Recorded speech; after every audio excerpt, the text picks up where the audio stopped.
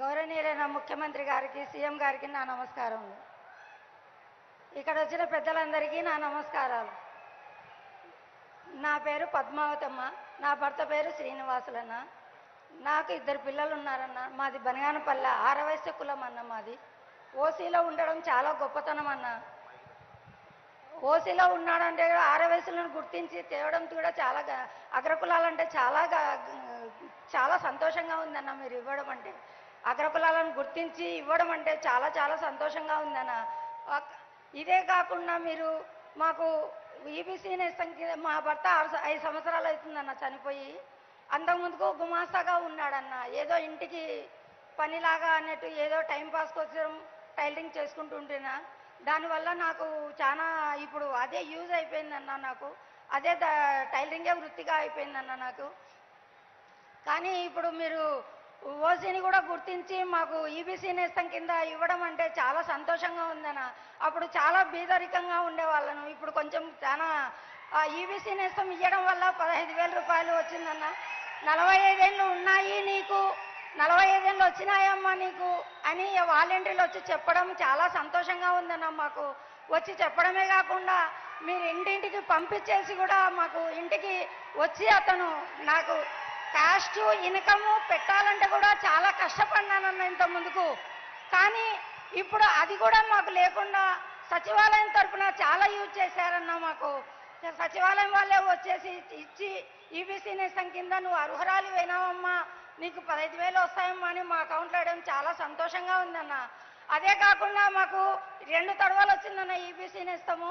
ఆ డబ్బులు వచ్చేసి 30,000 వచ్చాయన్న. 30,000కి వచ్చేసి నేను నాకు ఆరోగ్యపరంగా పెట్టుకున్నానన్న. ఆరోగ్యానికి ఆపరేషన్కు అవసరం వస్తే ఆపరేషన్కు పెట్టుకున్నానన్న. 30,000 ఎవరిని అడిగినా సహాయం చేయలేదన్న. నాకు 30,000 కూడా ఆ టైంలో మీరు 30,000 ఇచ్చేసి మాకు 2 తడవలు 30,000 ఇచ్చేసి నాకు ఆరోగ్యపరంగా చాలా యూజ్ అయిందన్న. మళ్ళీ అదే కాకుండా చాలా ఇంట్లో ఉండి పేదవాళ్ళు కూడా ఆరవేశులలో అగ్రకులాలలో కూడా పేదవాళ్ళు ఉన్నారని గుర్తించడం చాలా సంతోషంగా ఉందన్న మాకు. ఎందుకంటే వీళ్ళు కూడా బీద వాళ్ళే అని గుర్తించాలి కదన్నా మాకు కూడా. కానీ నవరత్నాలలో మీరు చెప్పలేదన్న. ఎక్కడ కూడా మాకు మీ ఆరవేశులకు ఓసీ వాళ్ళకు ఇస్తామని ఎక్కడా చెప్పలేదన్న. కానీ మీరు చెప్పకుండా చేశారంటే చాలా సంతోషంగా ఉందన్న. కానీ మాకు ఇదే కాకుండా జగనన్న తోడు కూడా వచ్చిందన్న. పింఛన్ కూడా నా భర్త చనిపోతున్న ఎలక్షన్లో నెల ఉందనంగా చనిపోయాడన్న. కానీ నాకు పింఛన్ కూడా ఇంటి దగ్గరికే.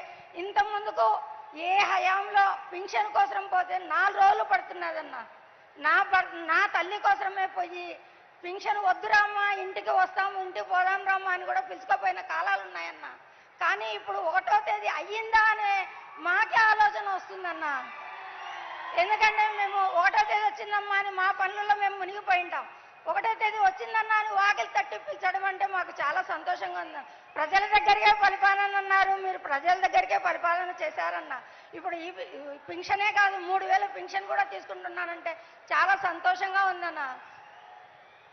జగనన్న చేదోడు కూడా 3 విడతలు వచ్చిందన్న. 10,000 లాగా అది కూడా ఒక తడవ వేసినారు 10,000.